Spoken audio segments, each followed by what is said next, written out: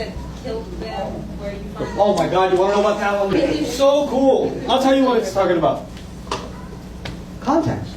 Without context, you can pull anything out. Without context, I'm running around after my child, playing with her, and I would say, I'm going to get you. I'm a lion, I'm going to eat you. I say it all the time. Maybe you record it. Iman Khan told his children that he's going to eat them. We have a direct recording. I'm going to eat you. Did you say that, sir? Yes, I did. I actually did say that. And then they asked my child, were you scared? I was really scared. Context, guys. Context. In the Islamic tradition, the Prophet peacefully started a call to Islam in a city called Mecca at the age of 40. Invited people to this religion, started reciting the revelation that was coming to him. Some people accepted it, most people didn't. People got more and more offended as he continued to recite it. So there were attempts on his life. Then there were attempts on the lives of people who followed his faith. It got to the point where they couldn't live there anymore.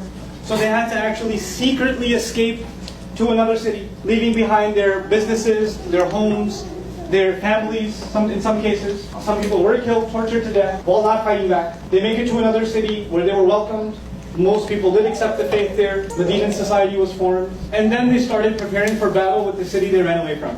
Now, from a political science perspective, they have every right to fight the city that expelled them because what's there? Their homes. They were kicked out of their home for no reason. They were the ones aggressed against for no crime that they committed of their own except for believing. Nobody should be oppressed for what they believe, no matter what it is. Now, this is a universal thing. It's not just an Islam thing. If the United Nations was back then, they would be okay with it. There's several battles that take place, and eventually, the Muslims win. And how do they win? They actually peacefully march into the city of Mecca with 100,000. They walk in and they don't kill it, they actually pray.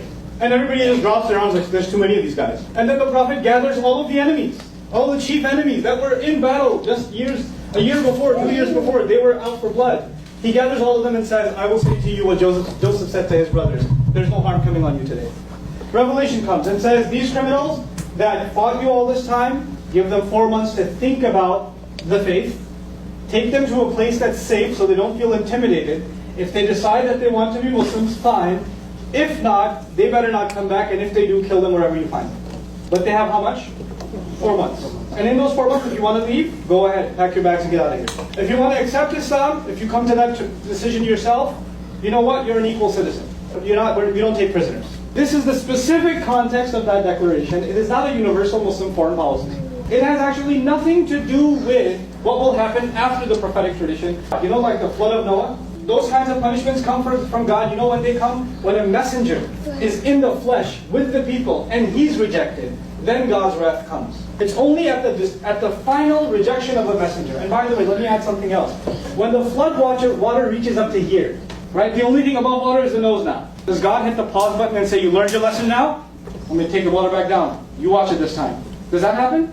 Once it starts, you can't stop it. This is God's tradition in previous nations. This is true of Islamic tradition and the same stories that are mentioned in the Bible.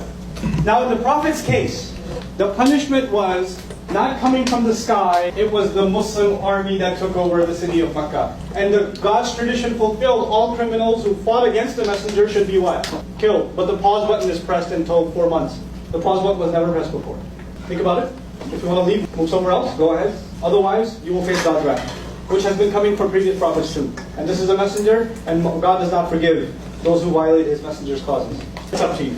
Then a guy came up to the Prophet and said, I don't know where you've been. I was in my house when you were preaching. I never even know who you were until you just took over Mecca. I mean, he must have had an Xbox at home or something. He stayed around the entire time. He didn't come out. And Allah says, what about them? A specific verse came about the exceptional case. If one of the idol worshippers comes to you saying, listen, I have no idea. I don't know what this stuff is. Then leave him be and keep him safe until he gets to hear God's word. Then after he hears God's word, take him to a safe place. That's because they were a people that didn't know.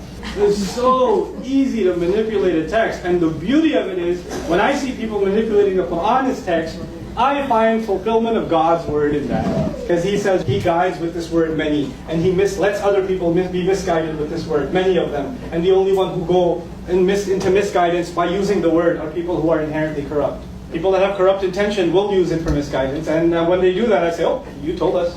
Thanks. So I'm not shocked by it.